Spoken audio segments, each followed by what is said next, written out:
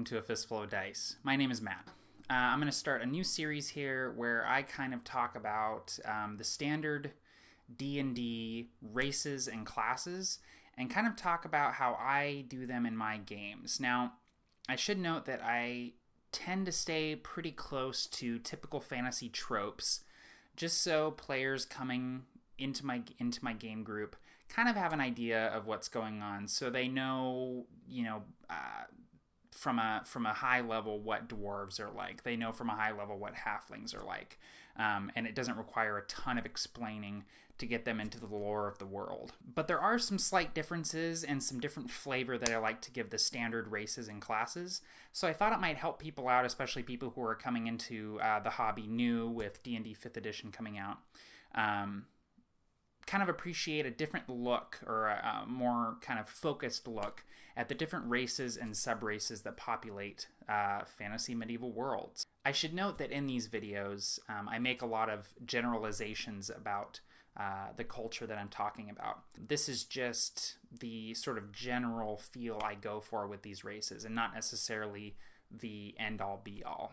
In this first video, we're going to be looking at High Elves. High Elves are also called Eldar or Star Elves in my games. You have elves, you have half-elves, you have humans, and you have half-orcs. And all of those seem to be related. Because humans can breed with both elves and orcs, it leads me to believe that these races are connected, that they're actually a ring species, meaning that even though they have evolved along different paths, they are still able to produce viable offspring with one another.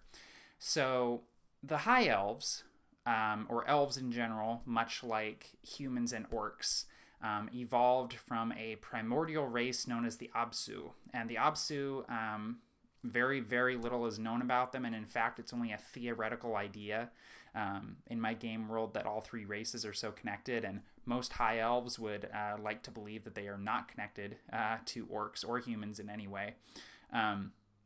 But that just kind of helps explain the similarities between the races, and also gives some kind of interesting ideas for me as a dungeon master about maybe what caused these races to go off in such wildly divergent paths. Like maybe the High Elves discovered arcane magic and that kind of set them off in their path, or maybe orcs discovered some sort of ancient evil slumbering below the earth and took to the caves and eventually evolved to become orcs or something like that. But the point of this video is to specifically focus on High Elves, the subrace of elves. So the High Elves, or Eldar, are close cousins to Wood Elves or Tree Elves, also called Kelvar in my campaign world. In their very distant past, all elves lived in the forests and jungles and wooded areas of the world. They lived as one with nature, with wildlife, with the elements. But at some point, elves discovered arcane magic and became infatuated with it.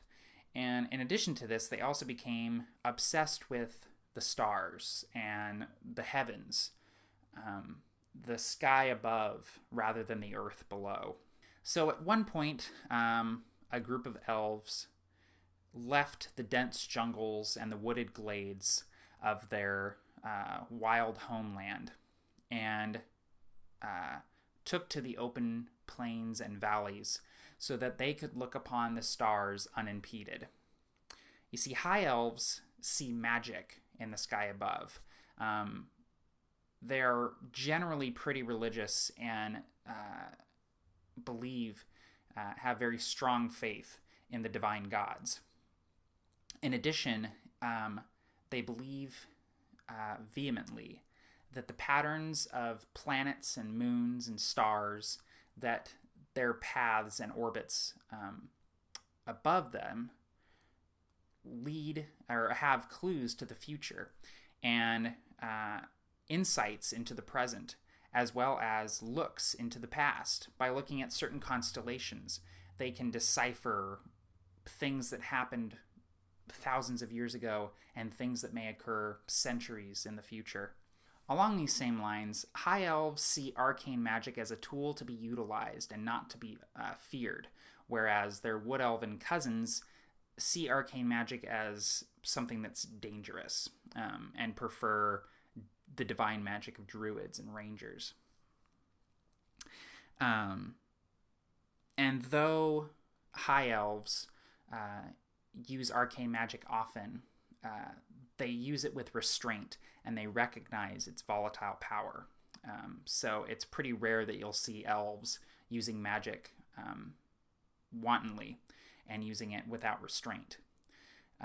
Though they aren't as advanced technology-wise as, say, dwarves or gnomes, high elves are very forward-thinking. Because they look into the sky and see the future, they tend to be a little bit more progressive than their wood elf cousins, and in fact have embraced technology in certain respects as it connects to arcane magic. So in high elven cities, you'll see things like golems doing mundane tasks around the cities, or acting as bodyguards, or even enforcers within their cities.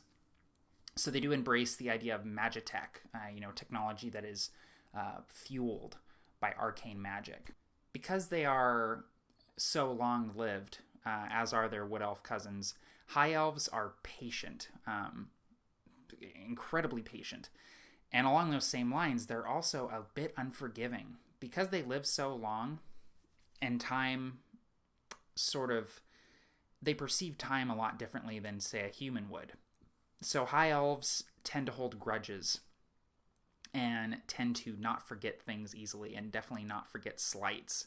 Government-wise, I like to see high elves as almost like a feudal Japanese sort of culture, where you have a leading emperor or empress who is the political and religious leader of the nation. And below him or her, you have various regents that control different regions of the country and command their own veritable armies of servants and soldiers. In addition, there's a kind of caste system in place where elves of non-noble birth find it very difficult to get anywhere because of the social boundaries kind of put in their place. So in this regard, though the high elves are forward-thinking and fairly progressive, they're also pretty entrenched in their social traditions. Romantically, elves are fairly forward-thinking, and in fact, because elves are so long-lived, they tend to promote same-sex relationships to reduce the amount of elves being born. So while a male and female couple of high elves might produce a single offspring, from there they might pursue other relationships. So kind of an ancient Greece type feel, where it's not unheard of for men and women who are married and committed to one another to pursue other sexual relationships, and often same-sex sexual relationships. Physically, high elves are taller and fairer than their wood elf cousins, while wood elves tend to be a little bit shorter and thickly built, with kind of dusky skin and dark hair. High elves are very tall, for the most part taller than humans by a slight margin, and they tend to have pale skin, or at least fairer skin, and light-colored hair, and tend to have blue, green, or gray eyes. High elves tend to be a little isolated, both individually and as a group. They're somewhat guarded and tend to not pursue numerous trade agreements or alliances with other military and political powers, and in fact tend to take on a bit of an isolationist role within the world. Though they left their woodland homes millennia ago, high elves still have a reverence for nature and the world, and they respect the natural energies around them.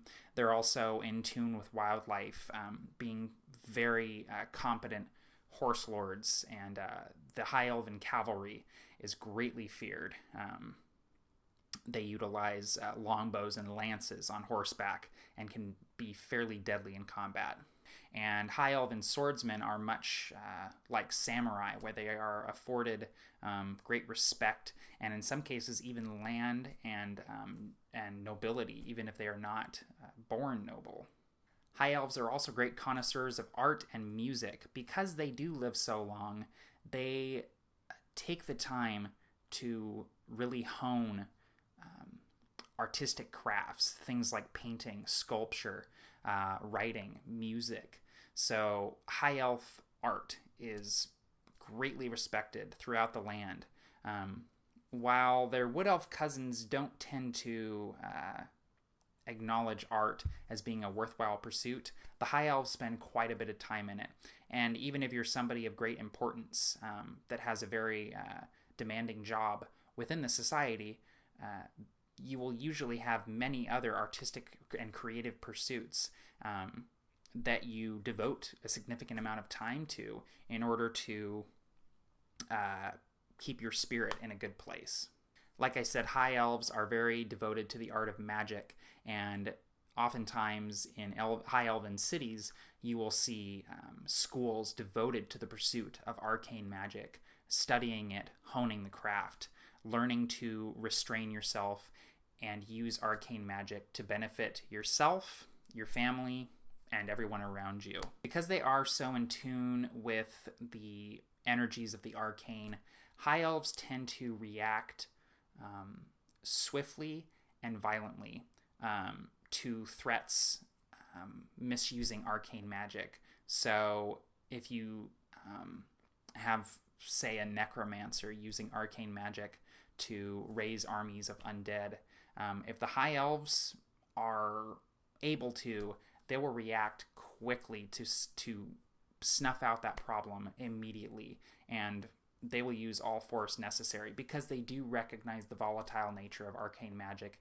and the fact that not everyone wields it with as much grace and restraint as they do. So that's how I do the High Elves, also called the Eldar or the Star Elves. I hope you guys will get some use from this video. I'm also interested to hear how you do High Elves. What makes them different from the other sub-races of elves, and what sort of interesting sort of gimmicks or feels do you give your High Elves? Do you kind of take inspiration from real-life cultures? Do you take inspiration from different works of art, literature, and things like that? I'm very interested to hear. So if there's other things you guys would like me to cover in these videos on D&D races and classes, be sure and let me know. I'm eager to talk about all of it. So anyway, guys, that's going to be it for me. Take care, and happy gaming all.